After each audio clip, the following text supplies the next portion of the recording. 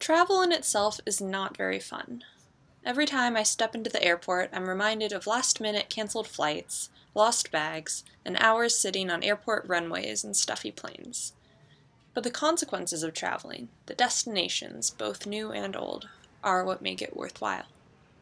The day after my last final ended, I was headed home to the Pacific Northwest after more than half a year of being in Boston. When you're on MIT campus, or when I am at least, it feels like there's this lingering fog of stress surrounding my brain. I'm at school.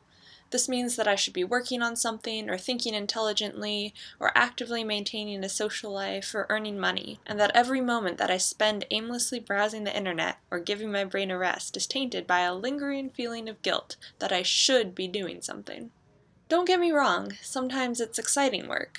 Like during IAP, I'm TAing a wonderful class on making educational video, and continuing to work on videos for the MITx molecular biology course under mentors that I really admire.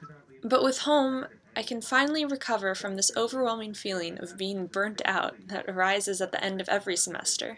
I should preface this by saying how grateful I am to have a home where I can be unabashedly myself.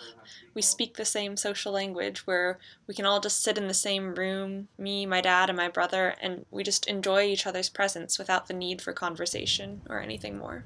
When I'm at home on break, the lack of meetings and commitments and lingering obligations allows my sleep schedule to regulate itself, and I wake up earlier and happier every day. The clouds of stress and lingering guilt dissipate, and I feel more creative, more energized to start new projects and multitask and find more media that inspires me. But actually, I think my dad and I averaged 1.5 movies per day every day I was home. Our max was 4 on one delightfully relaxing Thursday.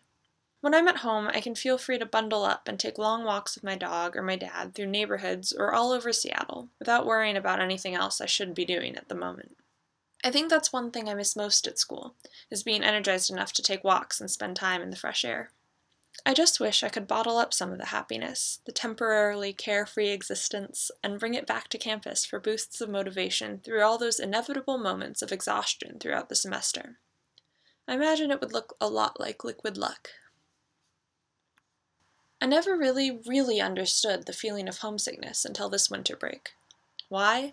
Probably some combination of missing the atmosphere of Seahawks games and realizing how I've practically grown up in this stadium, goofing off and catching up with my friends I've known for half my lifetime, having a dog that I can find and pet anytime, and spending time with these weirdos. I don't really make New Year's resolutions.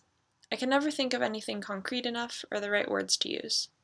Maybe this year it would be to focus on happiness above all, on things that make me happy, something I've let fall by the wayside over the course of my college career, and things that make the people I care about happy, which is always important.